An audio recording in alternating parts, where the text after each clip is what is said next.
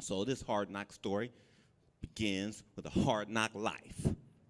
I was getting married, got divorced, and I'm divorced.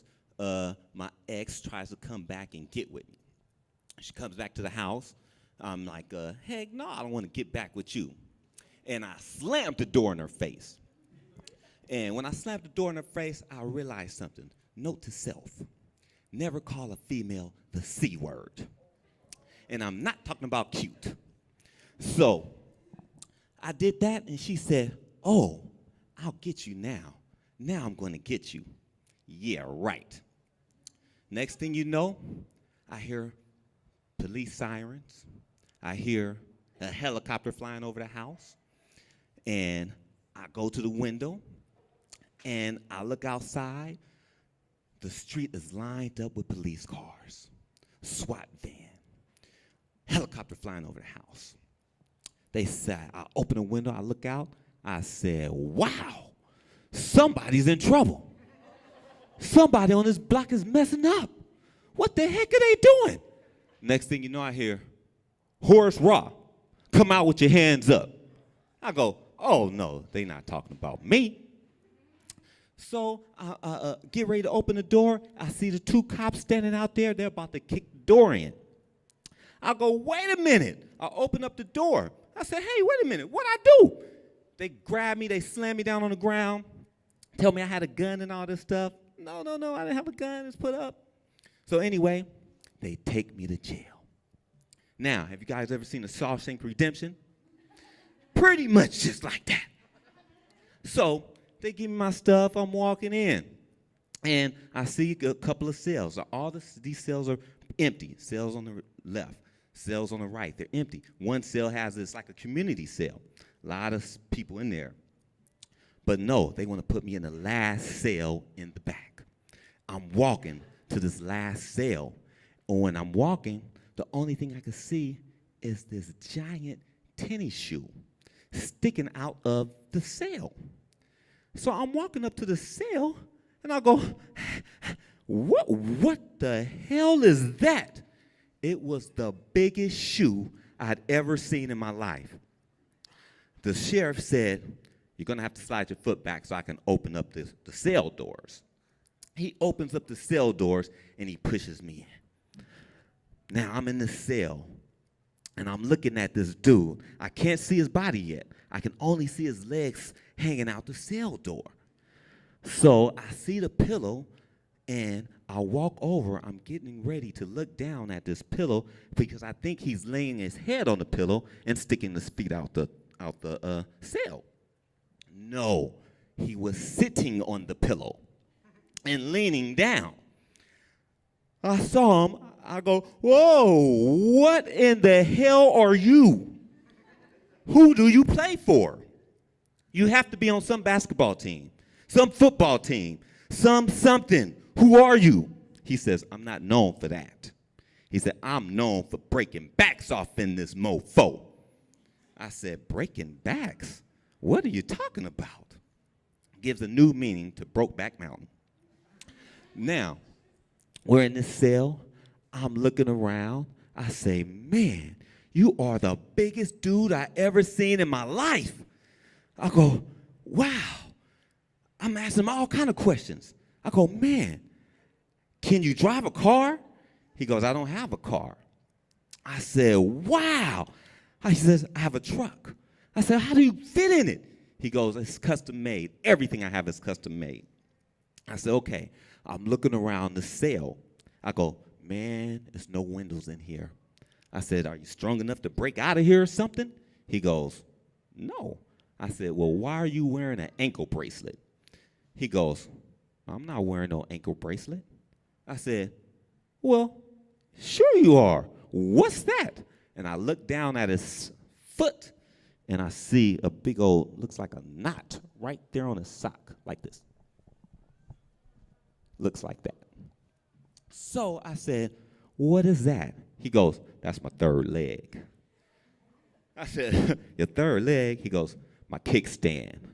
I start laughing. I go, your third leg, your kickstand. I said, man, where I come from, when people say they third leg or they kickstand, they talking about the Johnson. He looks at me and he nods his head. I go, for real? That showed? He goes, yeah.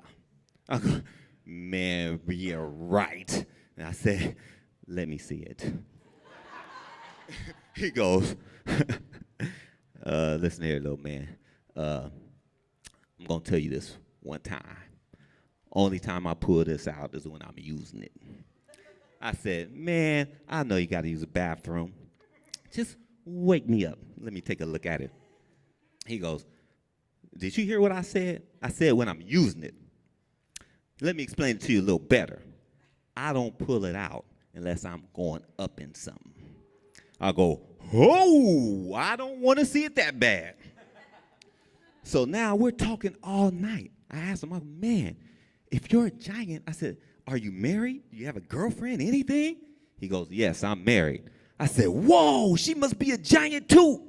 He goes, well, in my tribe, she's kind of short. I said, really? How tall is she? He says 6'9". I said, wow, you have any kids? He says, yes. I said, man, you can have 5 kids and rule the NBA. Your shortest kid would be 6'9". So we're talking all night. This guy is just cracking up laughing. I'm asking him all kind of questions about how do you use the bathroom? How do you go to a public urinal? How far do you have to stand back? So now we're talking all night. So this guy is cracking up. So he goes, you know what? He says, the lifers are getting ready to come through here. So why don't you go ahead and get some sleep, make yourself at home. Don't worry about nothing. You in here with me. I'll take care of you. I said, cool. And he didn't tell me about the prison rules. So the prison rules is you're supposed to sleep on your back with your legs crossed. When he said get comfortable, make yourself at home, I said, okay. I slept on my stomach like that.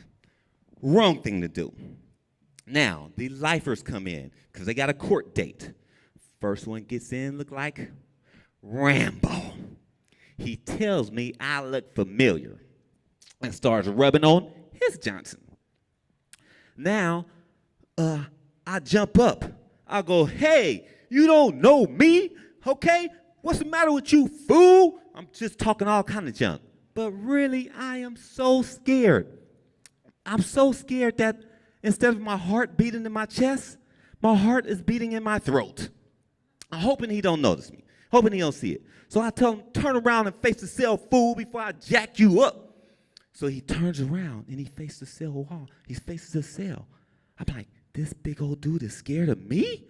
No way. So I turn around to the giant. I say, hey, man, I know he's not scared of me. He goes, yeah, watch this.